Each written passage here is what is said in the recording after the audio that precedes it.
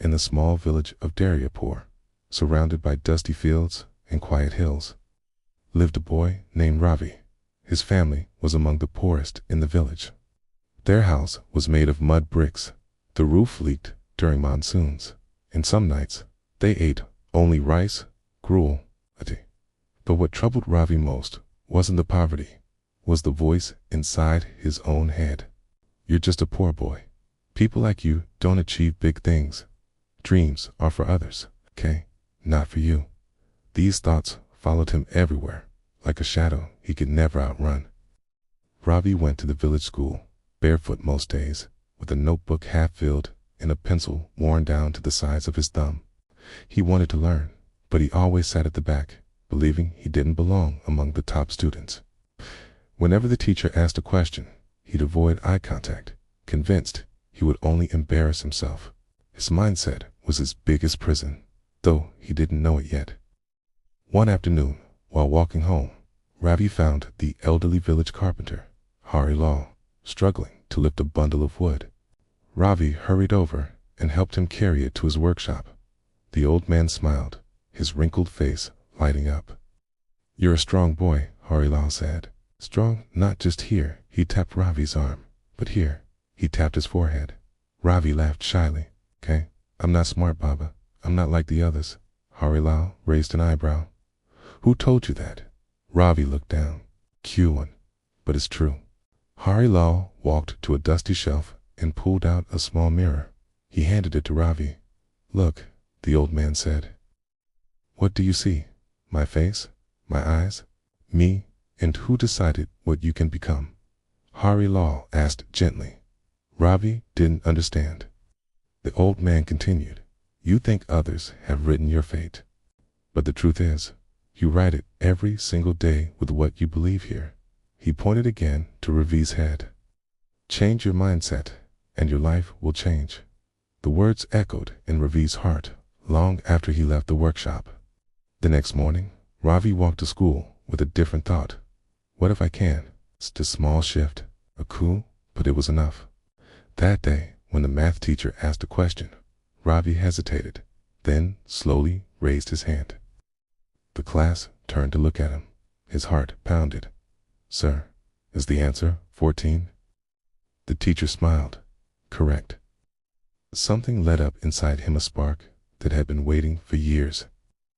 From that day on, Ravi repeated a small mantra every morning. I can learn. I can grow. I can change my life. At first, the old negative thoughts returned like stubborn weeds, but Ravi kept replacing them with new ones. Soon, he found himself sitting in the front row, asking questions and finishing his homework before anyone else.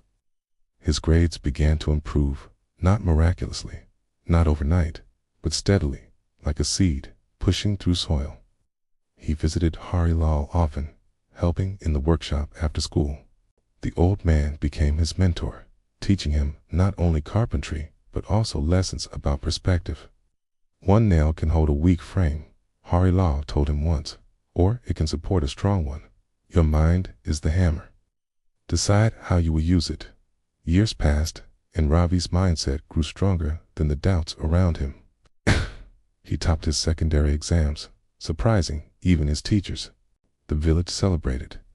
They had never seen a boy from such a poor family rank so high. But success brought new challenges.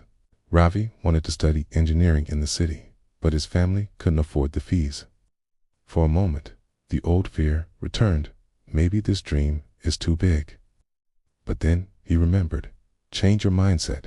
Life will change. So Ravi looked for possibilities instead of problems. He applied for scholarships, wrote letters to educational trusts, and visited district offices. Weeks later, a letter arrived. He had been awarded a full scholarship.